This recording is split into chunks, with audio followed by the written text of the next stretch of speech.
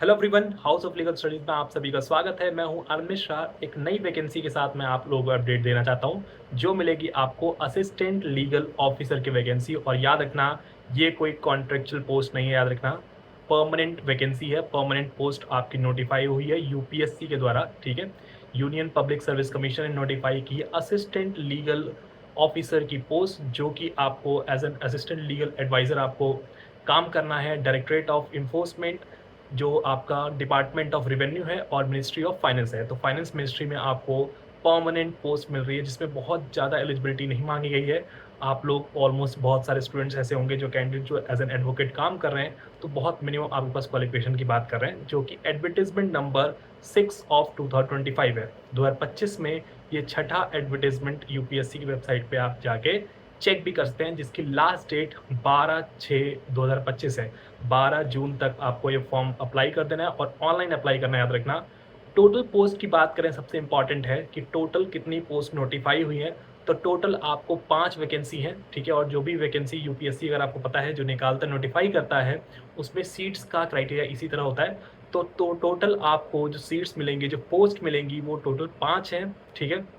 अब हम डिवीजन अगर आप देख लें, कैटेगरी वाइज अगर आप देखेंगे, तो डिवीजन आप देख सकते हैं। तो अनरिजर्व कैटेगरी में, अनरिजर्व ओपन कैटेगरी में आपके 3 सीट्स हैं, ठीक है। ओबीसी के लिए 1 सीट है, और शेड्यूल कास्ट कैटेगरी के लिए आपको 1 सीट नोटिफाई की है। टोटल 5 सीटें याद रखिएगा। जो एससी कैटेगरी के लिए या फिजिकल हैंडीकैप कैंडिडेट्स के लिए आप लोगों को कोई अलग से रिजर्वेशन नहीं मिलेगा, ठीक है, इस पर्टिकुलर पोस्ट में। इसका मतलब आपको एज अ जनरल कम्पीट करना पड़ेगा, ठीक है। आगे बात करते हैं डिफरेंट एलिजिबिलिटीज़ को।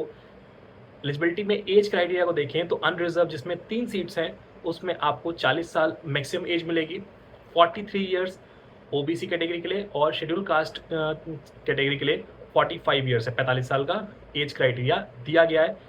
पे क्या मिलने वाला है आपको, याद रखिएगा, 7th पे कमीशन के अकॉर्डिंग जो पे मैट्रिक्स है, उसमें लेवल 11 की आपको डायरेक्ट एंट्री मिलने वाली है यहाँ पे, ठीक है। तो बहुत अच्छी पोस्ट है आप लोगों को, ठीक है, अच्छी खासी सैलरी आप लोगों की होने वाली है। अब चलते हैं वापस सबसे इम्पॉर्टेंट टॉप एस्पेक्ट पे, जो आप लोग जानना चाहते हैं, वो ये है कि सर इसेंशियल क्वालिफिकेशन बता दीजिए जिसके थ्रू हम फॉर्म भर पाएँ। तो देखिए, 2 तरह के डिवीज़न किए गए हैं एजुकेशनल क्वालिफिकेशन को लेके। पहला ये है कि अगर आपके पास लॉ की डिग्री है, एलएलबी अगर आपने किया है, या बीए एलएलबी कोर्स को परस्यू किया हुआ है किसी भी रिकॉग्नाइज्ड यूनिवर्सिटी से, इंस्टीट्यूशन से, तो उसके साथ आपको 3 साल का एक्सपीरियंस चाहिए, ठीक है। 3 साल का एक्सपीरियंस कंपलसरी है, जो कि आप क्रिमिनल केसेस या फिजिकल लॉज की बात कर रहे हैं, उसमें डील करते हो, ठीक है। सिविल मैटर नहीं, बेसिकली आप क्रिमिनल मैटर साइड की बात कर रहे हैं। या ये तो पहली कंडीशन हो गई कि अगर आपने एलएलबी या बीएलएलबी किया है, तो आपको 3 साल का एक्सपीरियंस एज एन एडवोकेट होना चाहिए, वो भी क्रिमिनल साइड की बात करते हैं, ठीक है। दूसरा क्राइटेरिया ये है कि अगर मान लीजिए आपने एलएलबी के बाद या बीएलएलबी के बाद अपनी मास्टर्स परस्यू की है, एलएलएम किया है, तो उस केस में एलएलएम के साथ आपको 1 साल का एक्सपीरियंस मांगा गया है क्रिमिनल केसेस में, ठीक है। तो बहुत अच्छी बात है कि अगर आपने मान लीजिए एलएलएम किया है, तो 2 साल का जो एलएलएम किया है, या 1 साल का भी एलएलएम किया है, तो उस केस में आपको 1 साल का एक्सपीरियंस दिखाना पड़ेगा एज एन एडवोकेट, और वो आपको क्रिमिनल साइड आपने डील किया हो, वो सबसे इंपॉर्टेंट याद रखना, ठीक है। तो बहुत ईजी है आप लोगों के लिए, क्वालिफिकेशन बहुत ज़्यादा, ठीक है। नेक्स्ट है कि आपकी ड्यूटीज़ क्या परफॉर्म करनी होंगी आप लोगों को, वो बहुत इंपॉर्टेंट है। तो क्या है, देखिए, पहली बात बार बोल रहा हूँ, ये कॉन्ट्रेक्चुअल जॉब नहीं है, आपको फुल टाइम जॉब आप लोगों के लिए है, परमानेंट पोस्ट है, ठीक है। तो इसमें आपकी ड्यूटीज़ क्या होने वाली है, to give advice to all matters referred by the various ministries, departments of the government of India. जो मैटर्स आएंगे, ऑब्वियस बात है, ठीक है, फाइनेंस मिनिस्ट्री के पास वो सारे डील करने पड़ेंगे आपको। जो लिटिगेशन वर्क है, ठीक है, वो गवर्नमेंट का, वो आपको देखना पड़ेगा। और to appear in the courts on the behalf of the central government, अगर रिक्वायर रहेगा तो, नहीं तो जनरली क्या होता है, पैनल्स ऑफ एडवोकेट्स होते हैं, ठीक है।